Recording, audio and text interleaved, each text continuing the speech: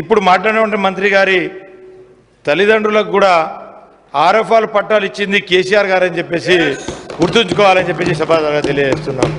అదేవిధంగా నా తల్లిదండ్రులు అంటున్నారు, నా తండ్రి, నా తల్లి తండ్రి 2006 అటవీ హక్కుల చట్టానికి అర్హులు.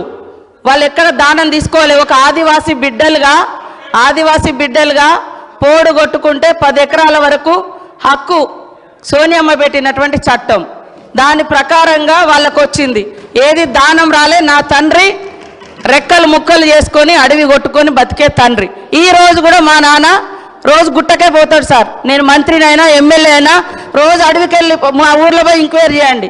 కాబట్టి ఏది ఉత్సంగా రాలే, చట్ట ప్రకారం వచ్చినటువంటి హక్కు. కాబట్టి దానం ఇచ్చినాం అని మాట్లాడకండి. అది నా హక్కు. ఆదివాసీ బిడ్డగా కాంగ్రెస్ ప్రభుత్వం పెట్టినటువంటి హక్కు ప్రకారం నా తండ్రికి పోడు భూముల పట్టా హక్కు వచ్చింది. అది కూడా మీ ప్రభుత్వం వచ్చిన తర్వాత 10 ఏళ్ల తర్వాత ఎన్నికల ముందు మీరు తీసుకున్నారు.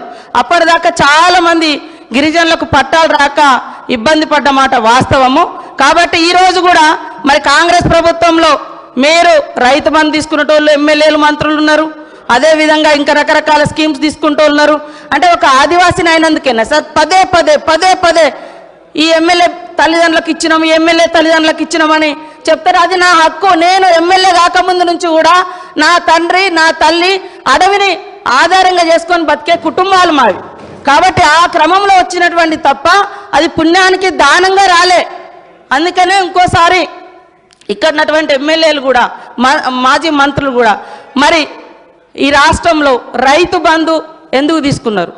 అది ప్రజలది. ఇంకా ఇది నా తండ్రి గుట్టను చెట్టును పుట్టను రెక్కలు ముక్కలు చేసుకొని కొట్టుకున్నారు సార్. ఇది అడవి కొట్టుకున్నారు. అది ఆదివాసీ బిడ్డలుగా మాకు వచ్చినటువంటి సాంప్రదాయపు హక్కు సార్. అది అనిల్ యాదవ్ గారు అధ్యక్ష నేనేం దీన్ని తప్పు పట్టలే అధ్యక్ష.